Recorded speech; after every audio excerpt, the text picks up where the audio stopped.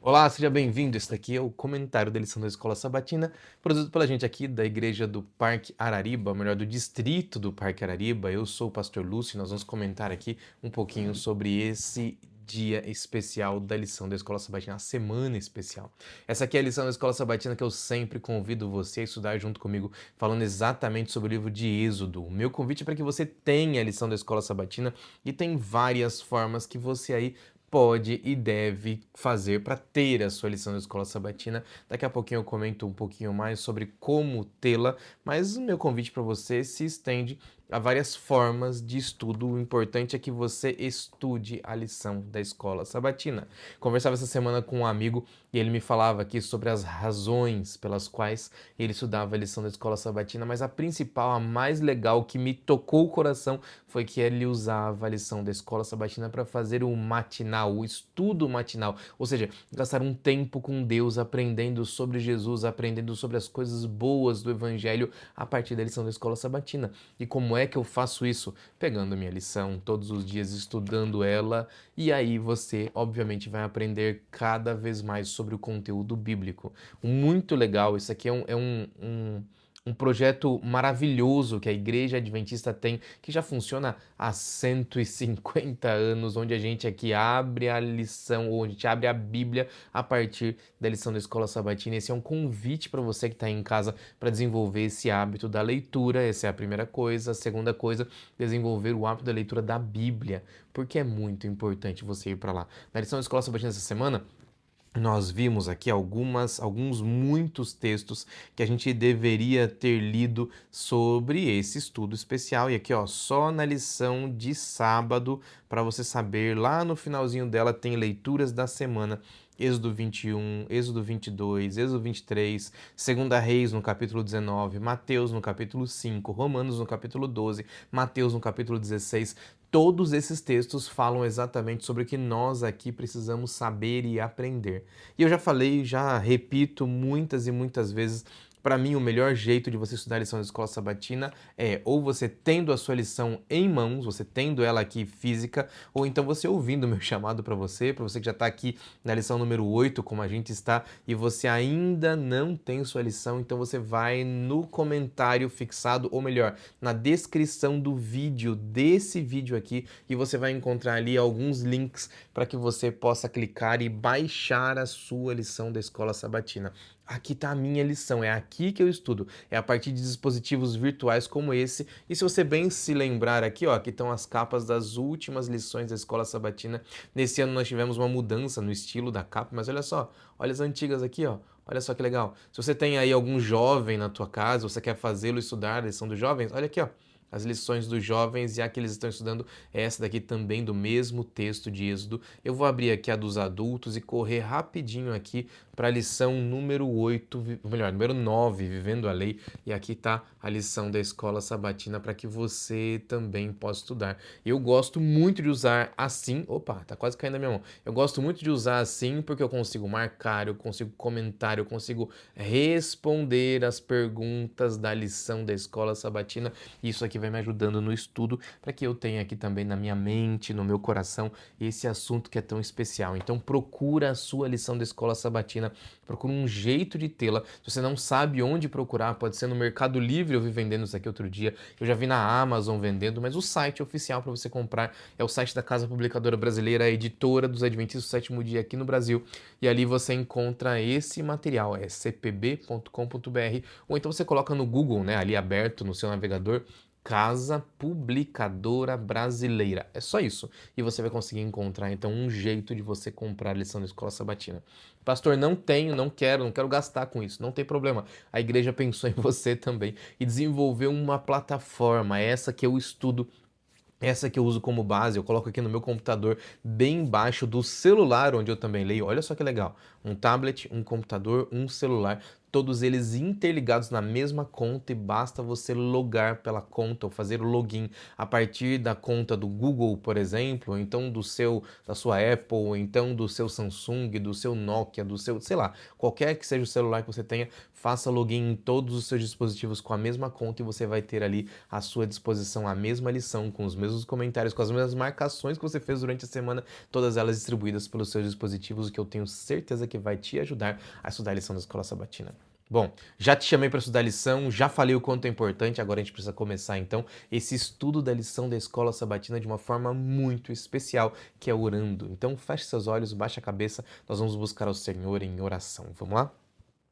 Deus querido, Pai de amor e bondade, por favor, abençoa nós aqui. Ajuda para que esses meus amigos que estão do outro lado da tela também possam sentir o seu abraço poderoso. Ajuda para que aqui comigo eu possa sentir o Senhor guiando esse estudo, esse comentário da lição da Escola Sabatina. E eu convido, Pai, o Senhor a fazer parte das nossas manhãs, das nossas tardes, das nossas noites, onde nós estudamos a lição da Escola Sabatina.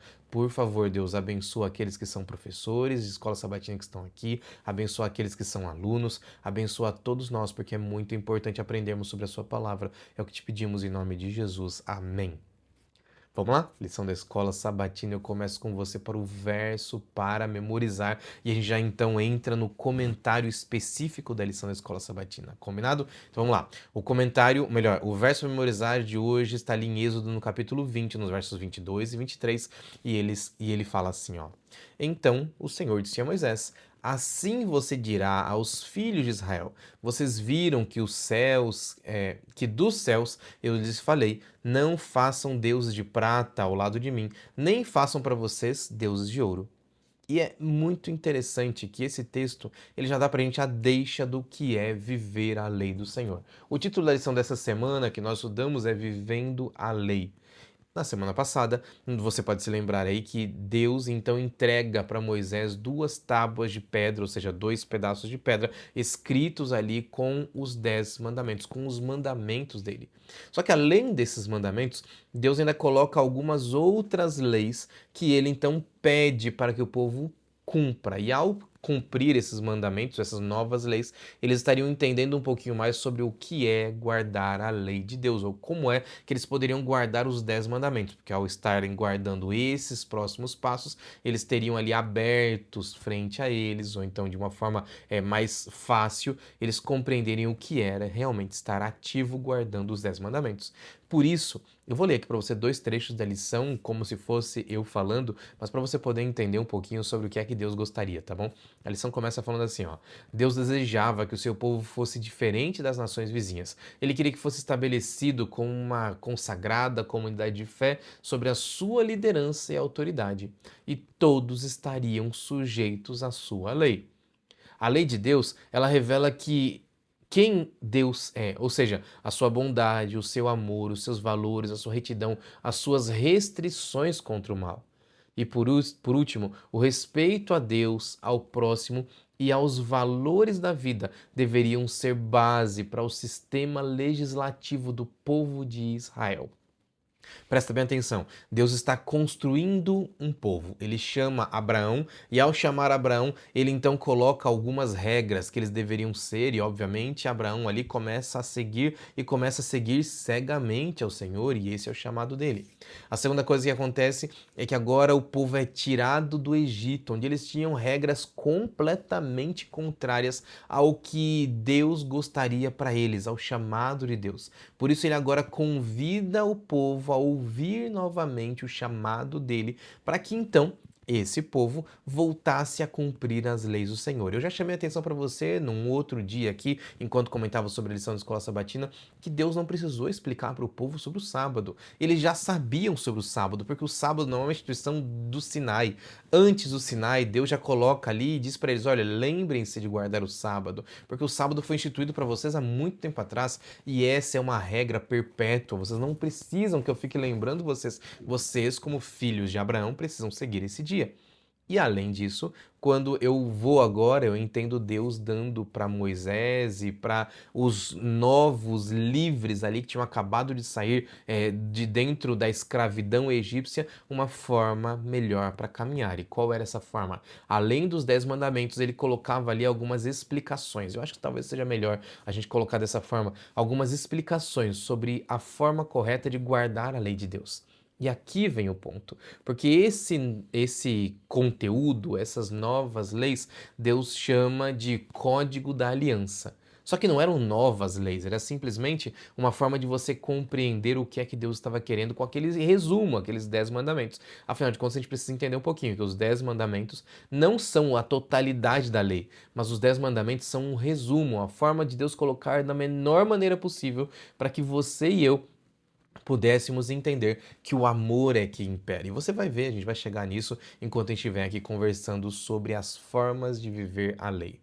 Esse daqui, agora, melhor, agora nós chegamos então na lição de domingo. E ao falar sobre a lição de domingo, a gente precisa falar sobre esse código da aliança. Então vamos lá, lembrando, Deus entrega para Moisés uma lei que Deus tinha estabelecido, onde ele tinha colocado a base para ensinar o seu povo, e por meio dessa conexão com ele, o povo poderia viver uma vida santa. Só que esses princípios, eles precisavam ser aplicados na vida cotidiana. E como é que Deus então planejou que esses princípios fossem aplicados na vida cotidiana? Ele então dá leis adicionais que ele chama de Código da Aliança. Esse tal Código da Aliança era a forma como Deus estava apresentando para aquele povo uma melhor forma deles seguirem os 10 mandamentos. Ali existiam princípios expressos sobre como tratar um ao outro, como resolver injustiças, como tratar os escravos, como eles deveriam tratar a terra, como eles deveriam tratar os animais que pertenciam a eles. Cada uma dessas coisas com o seu princípio específico. E esse princípio, obviamente, deveria louvar o nome de Deus. Esse código da aliança, ele deveria ser aplicado pelos juízes para que então as leis pudessem ser aplicadas de forma correta. Deixa eu ler aqui um trecho de Ellen White, que eu acho que ele é bem legal. Ellen White, no livro Patriarcas e Profetas, enquanto ela comenta essas leis que Deus deu para Moisés, e ele relata, falando a Moisés essas leis, nas páginas 260, 261, Ellen White diz assim, ó, para que os deveres expressos no Decálogo pudessem ser mais plenamente entendidos e executados, foram então dados os preceitos adicionais que ilustravam e aplicavam os princípios dos 10 mandamentos. Essas leis elas foram chamadas em alguns momentos na Bíblia por juízos, em outros lugares como Código da Aliança, tanto porque eram organizados com sabedoria e equidade infinita, tanto pelo fato de os magistrados deverem julgar de acordo com elas, mas também eles eram diferentes dos 10 mandamentos, que foram transmitidos particularmente a Moisés, mas era Moisés quem deveria comunicar ao povo. Esse tal Código da Aliança, ele está ali no livro de Êxodo entre os capítulos 21, 22 e 23. E nesses 3 capítulos existem leis que registram, regulamentos ali que registram a forma como o povo de Israel deveria se entender assuntos difíceis pelos quais eles deveriam passar. Talvez o primeiro e o mais importante deles para eles se entenderem como uma sociedade organizada era quando Deus colocou as leis que regulamentavam a escravidão. Afinal de contas, o povo de Israel era escravo até pouco tempo atrás. Há 3 meses atrás, eles eram escravos. E ali, ao estarem na frente do Monte Sinai, Deus então coloca alguns caminhos para que eles pudessem seguir. E nesses caminhos, Deus determina que os escravos eles deveriam ter uma proteção e valorização. Como assim? Afinal de contas, a escravidão é muito diferente, né? De país para país, de forma para forma, mas as últimas formas que nós vimos de escravidão era uma escravidão de que os proprietários daqueles escravos eram exatamente donos deles, ou seja, fariam o que quisessem com eles, até mesmo tirar a vida deles, mutilarem, fazerem coisas horrorosas, fazê-los passarem por torturas cada vez piores. A escravidão é realmente um período horroroso quando a gente cai nisso e começa a comentar sobre isso, mas os escravos dos judeus, daqueles que depois se chamariam judeus, mas agora eram os hebreus, deveriam ser tratados de forma diferente. Por exemplo, a servidão não poderia passar de 6 anos. Parece um período muito grande, não é? Mas os servos fora do povo de Israel poderiam ficar indefinidamente como escravos, até mesmo pela morte, então, quando eles saíam. Já dentro do povo de Israel, eles serviriam durante 6 anos e no 7º ano todos os escravos deveriam ser libertados. A menos que o próprio escravo dissesse, não, eu quero permanecer aqui. A outra coisa é que os senhores dos escravos tinham que dar para eles, primeiro, o descanso do sábado e, segundo, eles deveriam prover as suas necessidades essenciais, como, por exemplo, casa e comida. Exatamente assim Deus planejou para que o mal que já tinha assolado o mundo e de onde eles saíam não pudesse ser aquilo que destruísse a eles de fora para dentro. Mas percebe, o sonho de Deus era para que não houvessem escravos em lugar nenhum, mas havendo, eles deveriam sim ter uma regra de como proceder para que essas pessoas não ficassem indefinidamente ali como escravos ou então de alguma outra forma. Lição de segunda-feira. Quando a gente fala de segunda-feira, a gente está falando sobre outras leis que Deus também colocou na esteira dessas leis aqui, que são chamadas pela lição da escola sabatina, né, o Código da Aliança. Nessas próximas leis, Deus então ensina os juízes a lidar com os relacionamentos interpessoais. A gente já tratou aqui da escravidão. Agora a gente precisa falar sobre o que aconteceria se uma propriedade fosse atacada por um animal, por exemplo. Imagina que um boi passa ali o limite da propriedade de um e invade a propriedade do outro, e agora aquele dono da propriedade que foi totalmente atacada com sua plantação destruída, ele tinha ali regras para lidar com aquilo. Ele não podia simplesmente colocar o que estava na cabeça dele e vir e destruir a família e matar alguém. Não, ele tinha regras de como eles deveriam então cuidar daquelas situações para que a vingança não viesse de forma particular. A gente já vai falar sobre a vingança, quer ver só? Havia regulamentações contra qualquer tipo de humilhar as pessoas, ou então rebaixar alguém. Deus não queria que houvesse de forma alguma exploração, ou de seres humanos, ou de animais, ou até mesmo da terra. É por isso que Deus ele se coloca como o Redentor, o Criador e o Senhor. E é muito interessante porque lá em Êxodo no capítulo 23, ele coloca o que deveria acontecer com as terras, por exemplo. Em Êxodo 23, versos 10 a 19 ali, a Bíblia fala que a terra deveria ser tratada de uma forma específica. E essa forma específica deveria respeitar a forma como as pessoas também guardavam o sábado. Isso é muito interessante, porque ao a gente falar dessa lição, a gente vê uma comparação que chama muito a minha atenção como é que Deus enxerga as coisas. É por isso que o povo não podia ter ali escravos de forma indefinida, e eles também deveriam dar aos escravos o sábado de descanso. A mesma coisa acontecia com a terra. Por exemplo, se alguém ali comprasse uma terra, eles deveriam ter a obrigação de plantar durante o tempo que eles quisessem, dentro dos primeiros 6 anos. Porque o 7º ano não deveria ter ninguém trabalhando naquela terra. Então eles deveriam separar as terras deles em espaços para que então eles tivessem um ano de descanso para cada trecho de terra que eles tinham determinado. Imagina que você fosse plantar ali, vou chutar alguma coisa aqui, tá bom? Limões, laranjas. Ao você separar uma terra para uma plantação de limões ou laranjas, você não poderia sugar dessa terra ou deixar ali as plantas produzindo durante muitos e muitos anos, mas aquilo tinha um limite. E o limite eram 6 anos, porque o 7º ano tinha um propósito específico. E eu vou ler aqui para você, eu acho que isso é bem interessante. Em Êxodo no capítulo 23, nos versos 10 e 11, eu acho que são esses aqui os versos, diz assim, ó: plantem e colham em sua terra durante 6 anos. Mas o 7º deixem-na descansar, sem cultivá-la. Assim os pobres do povo poderão comer e crescerão por si, e o que restar ficará para os animais do campo. Façam o mesmo com suas vinhas e com os seus olivais. Em 6 dias façam seus trabalhos, mas no 7º não trabalhem, para que o seu boi e o seu jumento possam descansar, e o seu escravo e o estrangeiro também renovem as suas forças. Olha o verso 13. Tenham cuidado de fazer tudo o que eu ordenei para vocês. Não invoque o nome de outros deuses, não se ouçam tais nomes com os seus lábios. Olha só que legal. Eu nem cheguei ainda nas festas, que é um outro ponto muito interessante desse dia, quando a gente fala sobre a segunda-feira. Mas só sobre falar isso daqui, Deus já faz uma comparação aqui. Porque o cuidado que ele pediu para o povo ter, que ele ordenou para o povo ter com relação à terra e com os animais e com os seus empregados, era para que todos tivessem direito ao descanso. A terra deveria ser trabalhada durante 6 anos e depois um sétimo descansar.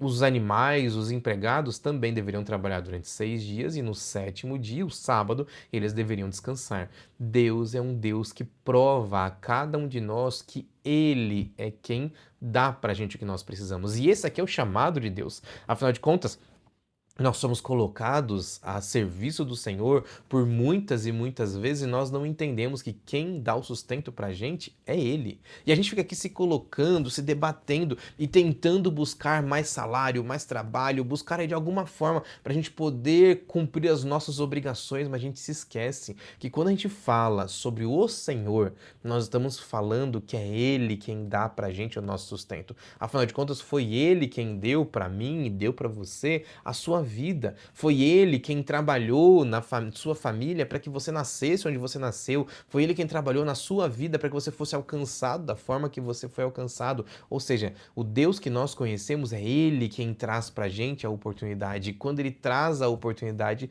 Ele sempre está pronto para nos eu ia falar satisfazer e não é essa a palavra correta, mas ele sempre está pronto para cuidar da gente. E como é que Deus cuida da gente? Ele cuida da gente dando pra gente o que nós realmente precisamos. Você aí pode ter uma ideia equivocada, assim como eu posso ter uma ideia equivocada do que eu realmente preciso, mas o Senhor que nós adoramos não tem ideias equivocadas. Por isso ele sabe exatamente o que eu preciso e o que eu não preciso. E a nossa confiança nele é um ponto essencial para a gente poder compreender, ter as nossas mentes abertas, que todo o nosso sustento vem do Senhor. É Ele quem dá pra gente a força, é Ele quem dá pra gente o poder de respirar, foi Ele quem deu pra gente a terra, foi Ele quem deu pra gente a condição de trabalhar e todas essas coisas estão de acordo com o plano dele. Afinal de contas, nós aqui nos entregamos e é Ele quem faz todas as coisas pra gente. Eu já chego mais um pouquinho, porque a lição volta nesse contexto daqui a pouco. Mas eu queria que você aí entendesse um próximo ponto, tá bom? Nesse mesmo texto que eu estava lendo com você, em Êxodo no capítulo 23, os versos 10 a 19, Deus ali descreve 3 festas. A partir do verso 15... Não, perdão, a partir do verso 13, existem ali... Desculpa, o verso 14, exatamente. Eu falei o 13 e depois o 15, né? Tá tudo errado. O verso 14, Deus fala assim, ó: 3 vezes por ano vocês me celebrarão festas. O verso 15 começa a explicar uma, depois o verso 16 fala da segunda, e depois, no mesmo verso 16, ainda fala da terceira festa. Essas 3 festas, elas tinham objetivos específicos e eu vou tentar descrevê-las aqui para vocês de uma forma muito simples, afinal de contas a gente não tem tempo para falar de todas elas, mas a gente vai ter um dia que nós vamos sim parar aqui e falar sobre as festas mais importantes do judaísmo, que depois, que obviamente são absorvidas pelo judaísmo, mas que são aquelas instituídas para o povo hebreu, que é o mesmo povo que Deus simplesmente permite que eles se estabeleçam ali. A primeira festa era a festa da Páscoa, chamada ali no livro de Êxodo, no capítulo 23, de a festa dos pães sem fermento. Essa ocorria na primavera do hemisfério norte, mais ou menos entre março e abril. A gente comemora também a Páscoa mais ou menos nessa época, e é mais ou menos a época que eles estão comemorando a Páscoa. O problema é que a nossa Páscoa não tem mais nada a ver com o que eles faziam. Nós aqui nos esquecemos disso e acabamos indo no meio da onda da publicidade, do marketing, e acabamos de alguma forma caindo dentro de uma coisa que não tem nada a ver, com coelhinhos, com ovos de chocolate. Isso não é a Páscoa. A Páscoa é a festa que comemora a libertação. Por isso, é a festa dos pães sem fermento. Você lembra como é que eles comemoraram a primeira Páscoa?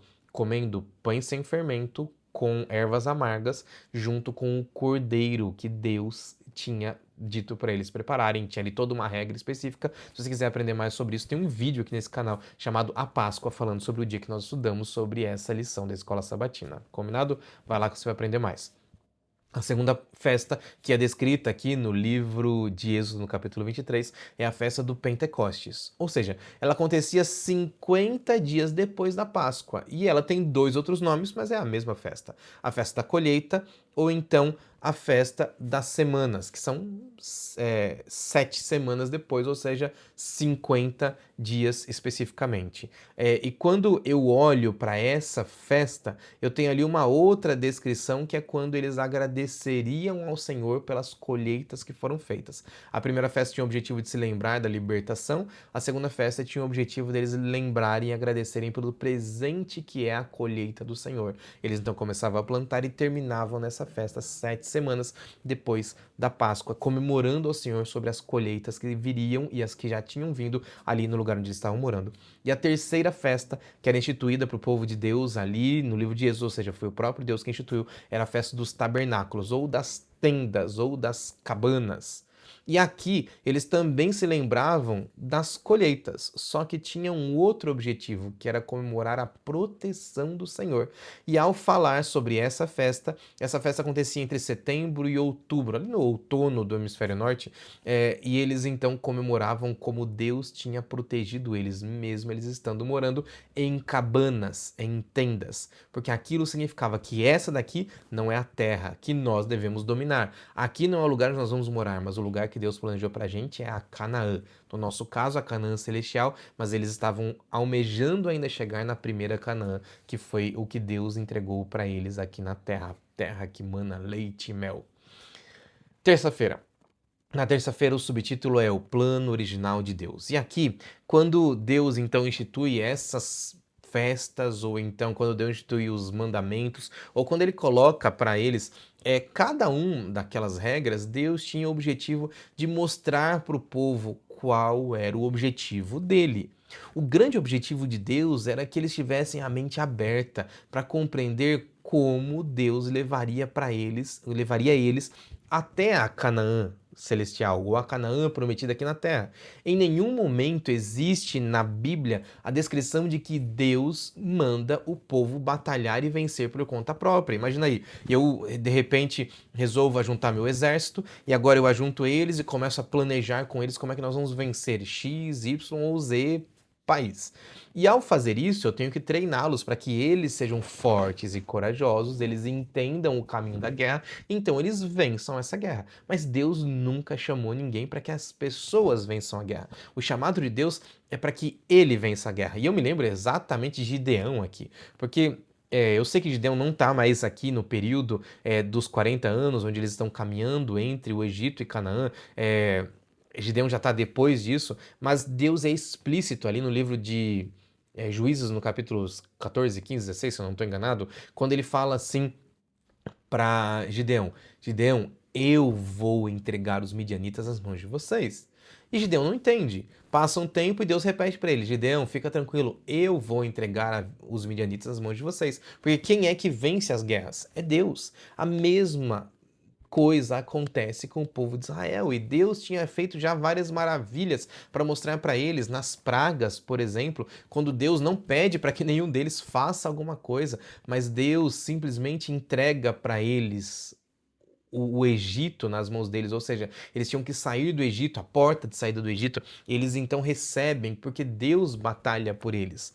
A segunda coisa, quando eles estão no Mar Vermelho, eles não levantam uma espada, mas Deus destrói completamente o exército do Egito, e agora eles estão livres, porque eles podem atravessar o Mar Vermelho em seco e então sair do outro lado para andar o período até chegar ao Monte Sinai. Mas outras vezes aconteceram para que Deus mostrasse para eles: não são vocês quem vencem as guerras.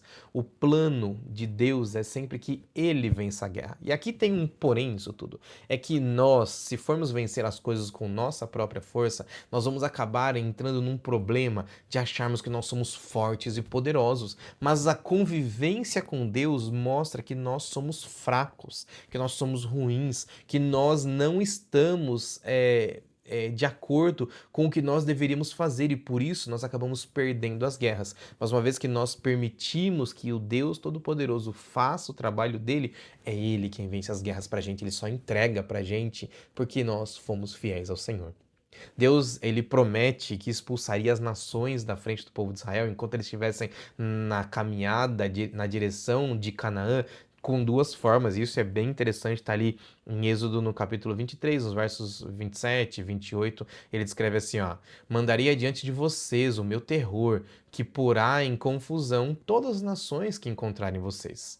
Depois eu farei que todos os seus inimigos virem as costas e fujam. Causarei pânico entre os heveus, os cananeus e os hititas para expulsá-los diante de vocês.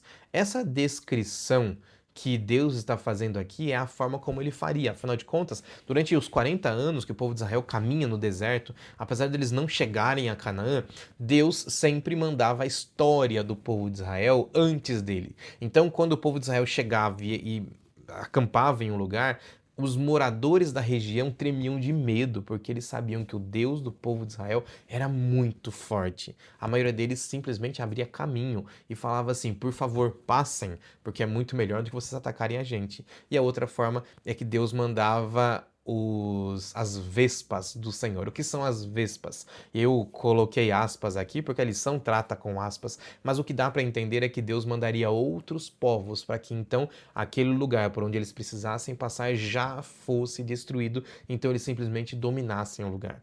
Da mesma forma, Deus faz a força, é Ele quem vence, porque afinal de contas, quem vence todas as batalhas é o anjo do Senhor, é o Senhor. Sabe qual é o único desafio a essa vontade de Deus? É a descrença na liderança do Senhor, que poderia dificultar o avanço dos israelitas. Ou seja, vou repetir, o único desafio à vontade de Deus descrita aqui é a descrença na liderança do Senhor, porque é somente o Senhor quem pode liderar o seu povo. Quarta-feira, olho por olho. Essa lição me chama a atenção, porque algumas vezes nós aqui somos levados a achar que nós somos responsáveis por fazer o mal que fizeram com a gente. E a gente acha que. Eu já vi muita gente, né? Muito cristão falando isso, né? Ah, eu sou crente, mas não sou bobo. Ah, eu sou cristão, mas eu não sou otário de deixar fazerem coisas comigo.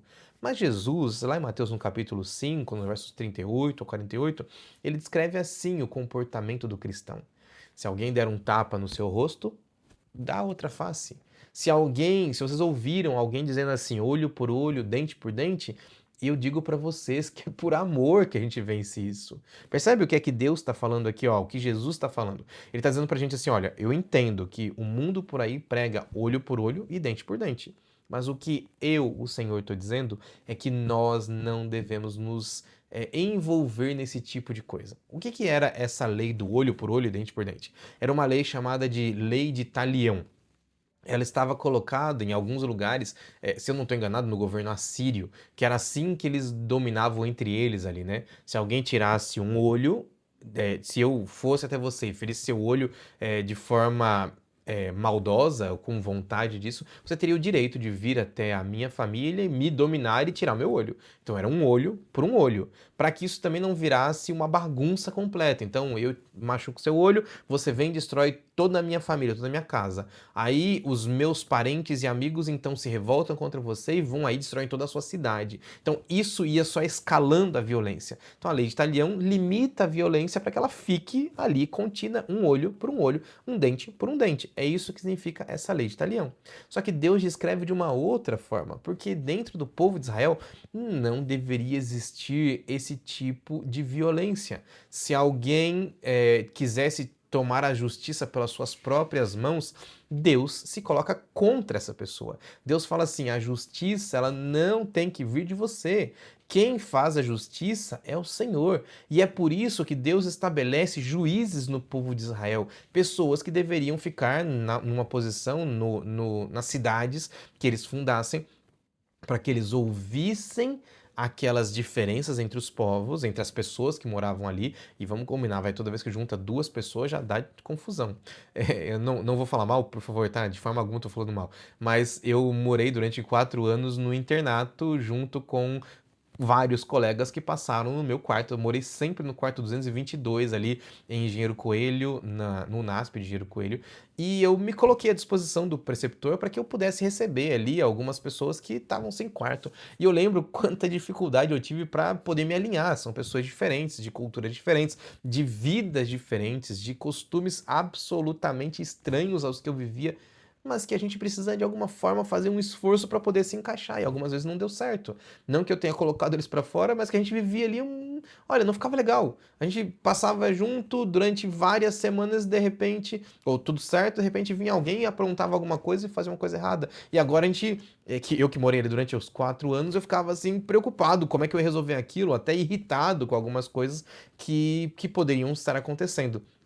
Agora, dentro de todo esse contexto, a gente às vezes acha que nós deveríamos resolver os problemas ali, mas não é assim que Deus planejou. Lembra que na semana passada, ou foi na outra semana, nós falamos sobre a organização do povo, a ideia de Jetro de colocar ali pessoas responsáveis por 10, 50, 100 grupos que iam aumentando para que eles então pudessem se organizar. E Moisés era responsável pelo grupo todo, ou melhor, ao conversar com Deus.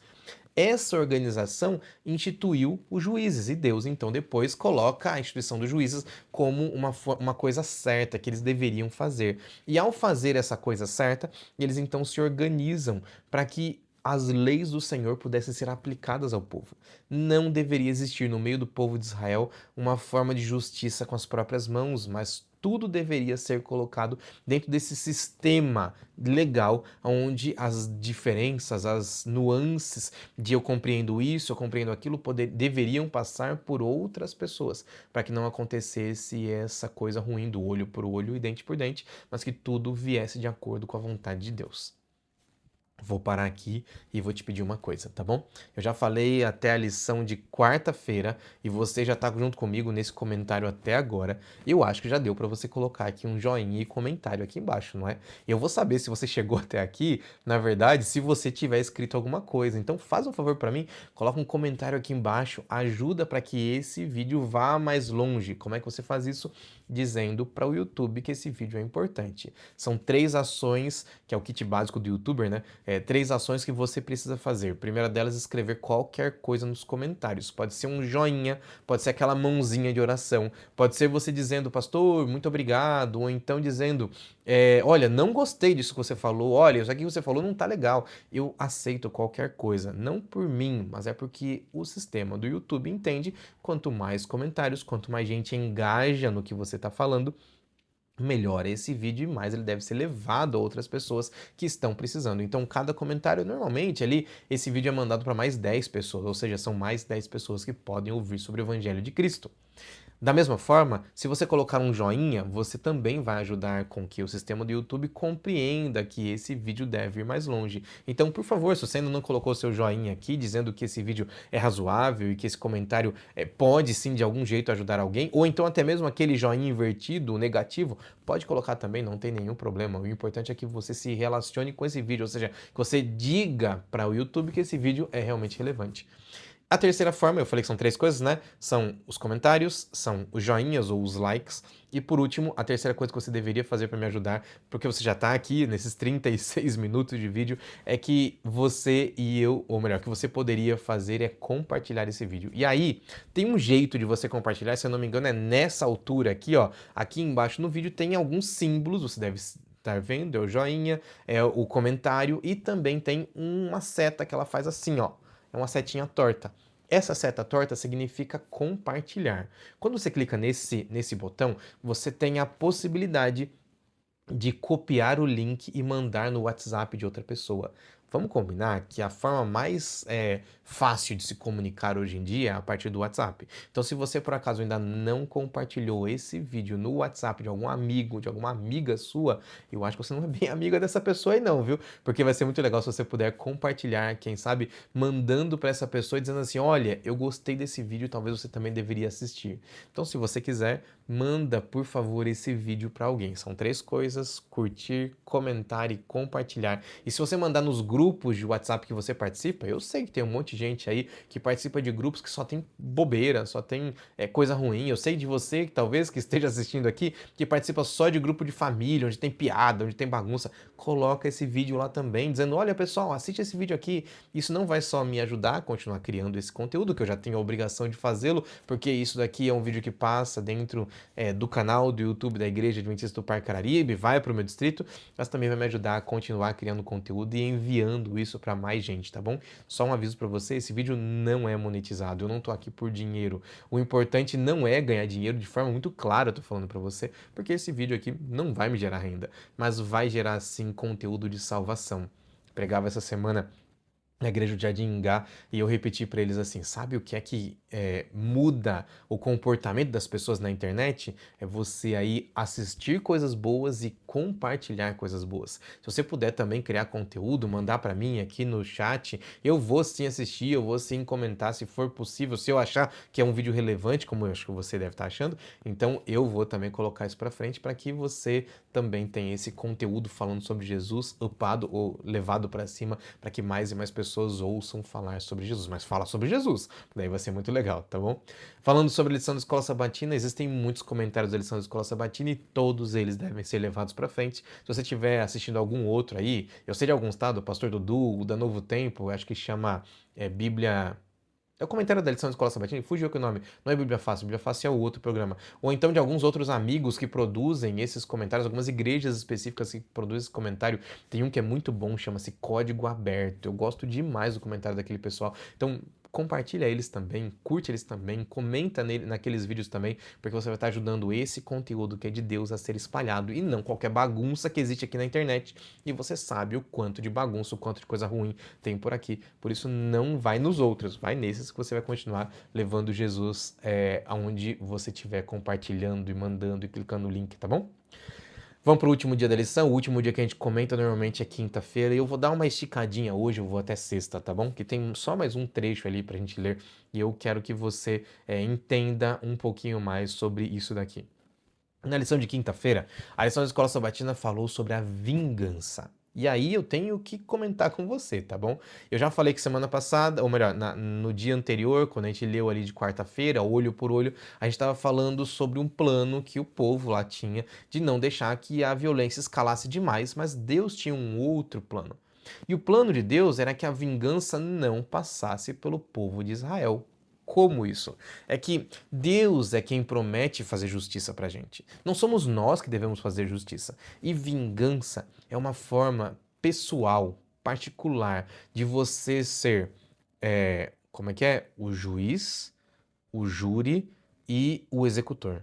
Então, não existe isso de você ser cristão e você ser alguém que vai levar uma vingança à frente. O sonho de Deus não é que nós sejamos carrascos para colocar no nosso ponto de vista, da nossa forma de agir, da nossa forma de viver, o juízo sobre outras pessoas. De repente, aquela pessoa que fez um mal para você e você sabe que aquilo foi mal, foi até por vontade que elas fizeram de propósito aquilo, mas Deus não quer que você seja o juiz, o júri e o carrasco. Deus chamou você para estar aqui para salvação e não para atolar mais pessoas em coisas ruins. É por isso que ele convida a gente a entregar a nossa vida nas mãos dele. E esse chamado de entregar a nossa vida nas mãos dele, ele é muito complexo, ele é muito importante. É por isso que Jesus te chama e me chama para que confiemos nele. O texto bíblico de Mateus, no capítulo 6, no capítulo...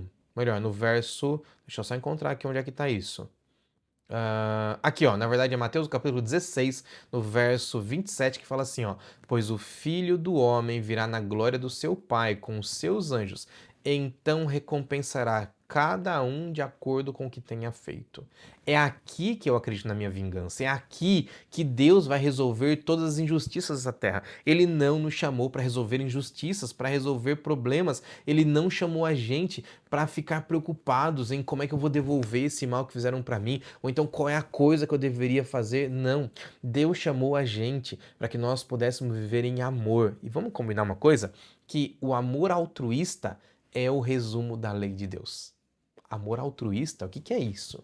Altruísta quer dizer aquele que não se preocupa em si mesmo, mas que ele se preocupa com o outro. O amor que se preocupa com o outro é o resumo da lei do Senhor. É isso que Deus quer dizer quando ele coloca essas novas leis, é isso que Deus quer dizer quando ele passa para Moisés esses próximos passos do que é que o povo deveria fazer. É por isso que eu e você precisamos sim, olhos abertos, ter os olhos abertos para compreender o chamado de Deus, e o chamado dele é que nós compreendamos o amor altruísta, que nós compreendamos a forma de ensinar os nossos filhos a amar os inimigos e orar por aqueles que nos perseguem. Difícil, eu sei. Eu vivo aqui nesse mundo como você. Eu tenho inimigos? Não, não tenho inimigos declarados, mas eu tenho sim pessoas que perseguem, pessoas que têm problemas, pessoas que fazem distinção porque eu falo assim, porque eu sou assado, porque eu tenho barba, porque eu uso o cabelo de um jeito diferente. Nós temos dificuldades com todo mundo, mas o chamado de Deus é amar os inimigos e orar por aqueles que perseguem. Não é a gente perseguir aqueles que estão perseguindo a gente, não é a gente levar a maldade para aqueles que são nossos inimigos. O próximo passo, segundo o texto de Lucas no capítulo 6, é que a verdadeira perfeição é perdoar e ser misericordioso. Tá lá em Lucas no capítulo 6, no verso 36. Eu leio para você, ó. Sejam misericordiosos, assim como o Pai de vocês é misericordioso. O chamado de Jesus não é para que nós possamos imitar a Deus e sermos perfeitos como ele é perfeito. Olha só o que é ser perfeito como é perfeito o Pai. Amar aos outros, perdoar e ser misericordioso. Não é você levar a maldade para os outros, não é você dar seguimento às coisas ruins, mas é você entender o chamado de Cristo para que você seja diferente. Por último, a lição da Escola Sabatina, lá no finalzinho da lição de quinta-feira, ainda fala assim, ó, esse princípio de amar altruisticamente aos outros e as ações pelas quais esse princípio conduz é o que significa refletir o caráter de Deus. Todas as leis que Deus deu refletem exatamente esse caráter, refletem exatamente esse princípio. Afinal de contas, Deus é aquele quem deve cuidar de mim e de você. Deixa eu terminar a lição de Escola Sabatina na sexta-feira. E na lição de sexta-feira tem ali um texto do Grande Conflito, na página 525. Eu não vou ler o texto inteiro, eu vou ler uma frase que está bem no meio desse texto. Então vai na sua lição de Escola Sabatina e leia lá. Tem várias formas de você encontrar a sua lição de Escola Sabatina. Mas o texto fala assim, ó. O Senhor permite que venham conflitos a fim de preparar o nosso coração para a paz. Esse texto tocou no meu coração, de verdade. Porque várias dificuldades e lutas a gente passa todos os dias. E a gente acha, às vezes, que Deus está preparando a gente para a guerra. Eu comentei antes de ontem com um amigo, falando assim, olha, essas dificuldades que a gente está passando, pode ser Deus preparando o nosso couro, é brincadeira, né, das costas, para ele ficar mais grosso, para a gente aguentar mais dificuldades ali para frente, como se fosse para uma guerra, né? E agora Deus me responde que Deus prepara a gente com dificuldade, não é para a gente enfrentar a batalha, não é para a gente ficar mais duro, para encontrar mais dificuldade para frente, mas é para que a gente possa aproveitar da paz. Eu te pergunto, quando é que nós vamos ter a paz? E eu já te respondo: a paz vem em encontrar o Senhor e aproveitar os méritos dele lá no céu. Por isso, aproveite o Senhor e as bênçãos que ele tem preparado para você. Como? Se entregando a ele e entendendo que cada dificuldade, cada luta que nós passamos aqui é para nos preparar para encontrarmos a paz do Senhor Jesus Cristo lá no céu. Vamos terminar com a oração? Paizinho querido, muito obrigado, porque o Senhor tocou nosso coração aqui, nós pudemos entender e compreender cada detalhe sobre esses assuntos que são às vezes complexos para a gente, mas que nos ajudam a aprender mais sobre o seu amor, sobre sua bondade, Pai. Por favor, nos ajuda aqui a crescer no seu evangelho e a cada vez mais seguir mais a sua lei. Cuida da gente, abençoa os que estão lá do outro lado, me abençoa também, abençoa nossas famílias para que o Senhor seja o único, louvado e exaltado. Fica ao nosso lado, te pedimos em nome de Jesus. Amém.